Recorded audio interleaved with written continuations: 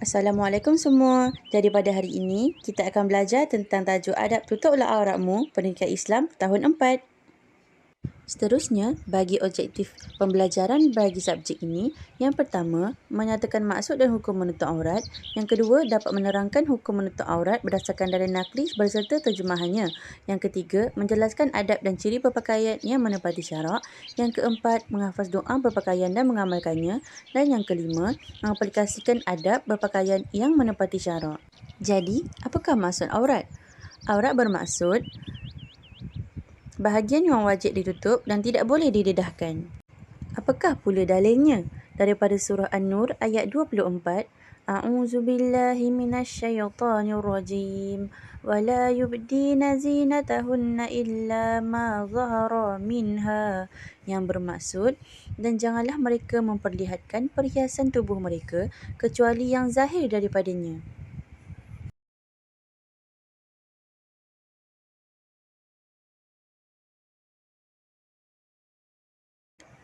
Apakah dalil lainnya?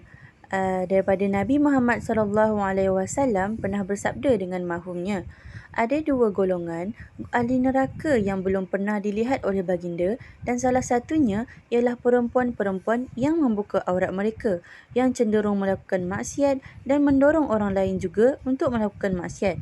Kepala mereka mempunyai sanggul seperti bonggol unta yang sengit. Mereka tidak akan masuk syurga serta tidak akan mencium baunya.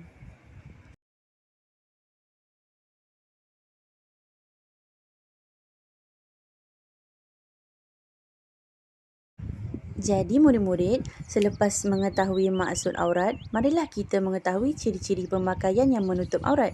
Yang pertama, menutup aurat. Yang kedua adalah pakaian yang tidak ketat. Dan yang ketiga, pakaian yang tidak jarang yang sehingga menunjukkan kulit. Dan yang keempat, tidak menonjol dan menarik perhatian. Sekarang, mari kita lihat pula adab-adab berpakaian. Adab-adab berpakaian yang pertama ialah membaca doa. Yang kedua, mulakan dengan anggota sebelah kanan ketika memakai pakaian. Yang ketiga, mulakan anggota sebelah kiri ketika membuka pakaian. Dan yang keempat, mestilah memilih ciri pakaian yang menepati syarak. Setelah itu, mari kita belajar pula tentang batasan aurat antara wanita dan juga lelaki. Bagi aurat wanita, seluruh badannya kecuali muka dan tapak tangan. Bagi aurat lelaki pula adalah antara dari pusat hingga ke lutut. Jadi murid-murid, sekarang mari kita mengetahui pula tentang sunnah Rasulullah dalam berpakaian.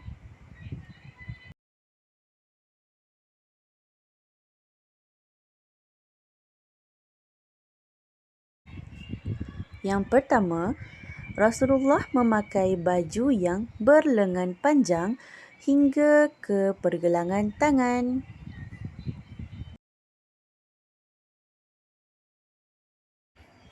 Yang kedua, Rasulullah juga berdoa ketika memakai pakaian seperti memakai serban dan baju yang sempurna.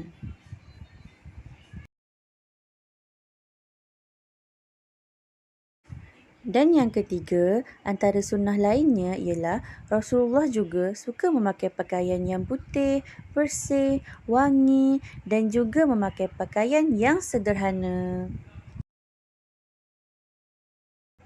Jadi sekarang, jom kita bersama-sama mengetahui apakah hikmah berpakaian menutup aurat.